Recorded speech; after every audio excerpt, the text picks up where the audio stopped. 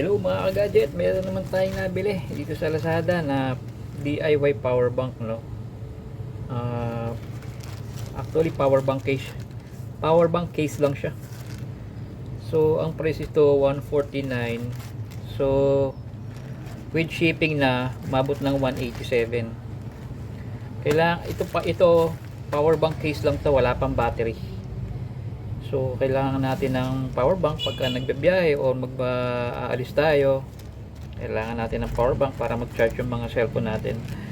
So dito ko nga pala nabili ito sa V-Mart PH. Dito ba? V-Mart PH. Dito sa V-Mart PH Lazada shop ito, no? So sabi no unpacking video, no return, no refund. So sakto pala yung paggagawa natin ng unboxing. Mabilis ko naman siyang nakuha. Parang 3 days lang, 3 to 4 days lang ito nakuha ko na. So tingnan natin to. Pero bago yon, bumili na ako ng battery. Bumili ako ng battery. Meron tayo dito 1, 2, 3, 4, 5, 6, 7. Kukunin ko yung isang battery sa taas. So ito yung isa pa. So lahat 8 kasi 8 ang kailangan niya dito para mag-operate.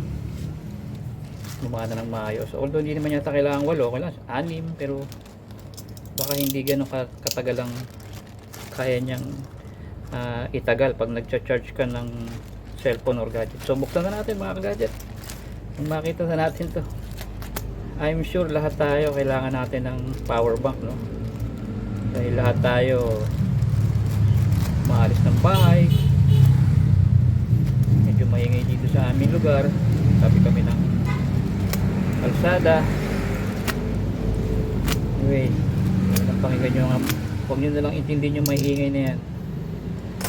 Tabi tayo ng kalsada. So ito na. Okay, thumbs up kay seller. Naka ano pa talaga, naka bubble wrap. Tanggalin natin yung bubble wrap, no?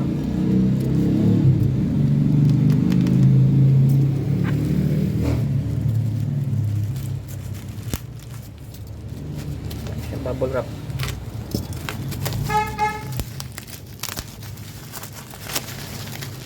Okay,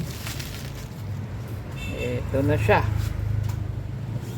Okay guys, medyo malaki-laki pala, no? So see, mga 17 by 3 inches to. Mga 7 by 3 inches. So wala na siyang warrant, wala na siyang manual, diretso na kaagad. Wala bang manual? Walang manual eh. Walang manual. Diretso na agad, very basic lang, no? So kung makikita nyo, ito yung dalawang kanyang out 1. Palinawin natin, ha. Okay. Ito yung out 1.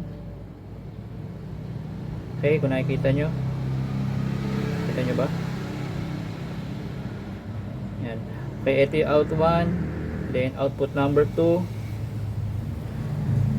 Ito siguro yung pang charge, micro USB at type C. Itong type C, hindi ko alam kung yung pang charge o pang charge niya o pang charge ng device, pero malalaman natin. Tsaka meron din siyang kasamang dalawang ilaw. And then sa harap, sa ibabaw wala. Dito sa gilid, ito yung kanyang power button. Okay, power button. So parang tatlo yung kanyang output. Sana output din itong type C kasi kailangan ko rin ng type C. Ito nakalagay in. So sure ball tayo na input to. Dito ka magsasaksak ng USB cable pang charge sa kanya. So lagay na natin. Mukha namang tanggal na yung ano. Nire-ready na niya para lagyan ng battery. Ito lang yan mga ka-gadget. So ayun, no? Ito lang ang laman. So meron dito sa loob nakalagay na positive, negative, positive, negative, positive, negative, positive, negative. Lahat dito kailangan positive terminal ng battery. Asan ba yung positive terminal ng battery? Ang positive terminal ng battery na ganito, ito. At ito naman ang negative, yung makinis ang negative. So hindi daw tayo pwedeng magkamali dito, baka masira siya, no? Dito may mga Chinese 20,000 milliamp ang power niya, ang capacity niya. 5 volts, 2 ampere maximum, 5 volts and 1 ampere and 2.1 ampere. Okay, sige. Itong mga battery ko pala na to, sinarge ko na siya, na full charge na siya gamit yung portable electric fan ko. Inisa-isa ko siyang i-charge doon, pinagtiyagaan ko na lang. So kabit na natin, no? Positive. Okay, positive. Yan, sa isa, positive. So positive, positive. Kailangan lang sundin natin kung ano yung positive at negative dito. Okay, positive, positive. Hindi naman kayo mawawala dyan, madali lang yan. Okay, positive, positive. So dito lahat ng positive. So yung lahat ng may blue, positive. Yun lang pala yun. Okay. Ito pa. Positive, positive. Baka kasi masira pagka nagkamali tayo ng lagay, eh. Positive, positive. Then the last one. Last one. Okay. Linawan natin. Okay. Okay guys, nakalagay na yung mga battery natin, no? Nakalagay na. So, kuha lang tayo ng i-charge natin na device na. Kukunin ko lang. Diyan lang kaya mga gadget. Okay guys, unahin muna natin i-charge yung itong aking electric fan. Okay. So,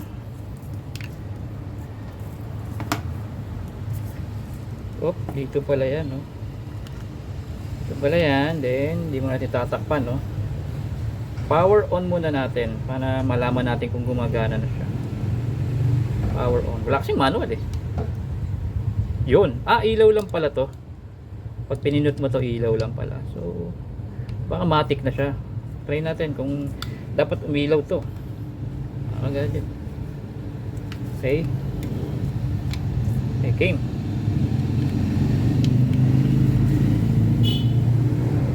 So yun pala, pagka nakasaksak, milaw siya, oh. Kita nyo, kulay pula. So automatic, pag nagsaksak ka, ilaw na. Magcha-charge na yung device. Okay. So milaw, baka yun yung kanyang capacity. Kita nyo, namala, oh. Yun, bilaw ulit. Next naman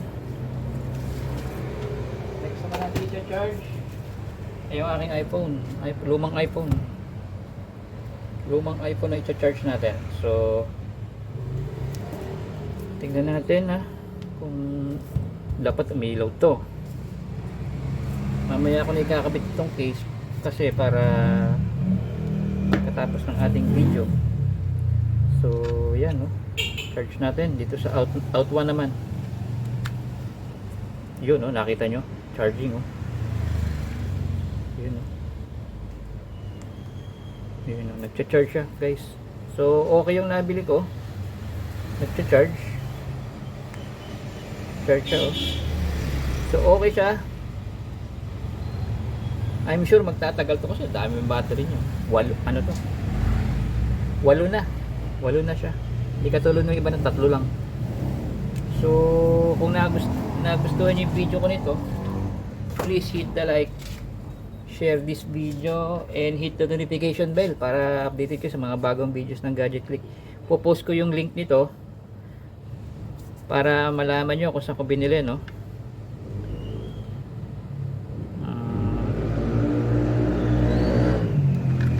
Para kung interesado kayong mag DIY din ng mga gadget ninyo na power bank, pwede kayong bumili ng ganito. Okay, so this is difference. Automatic namamatay, automatic namamatay. So this is difference of Gadget Click para sa ating unboxing at testing nitong DIY power bank. Mabot lang siya ng 187 pesos or 180 plus pesos dito sa Lazada. God bless mga ka-gadget.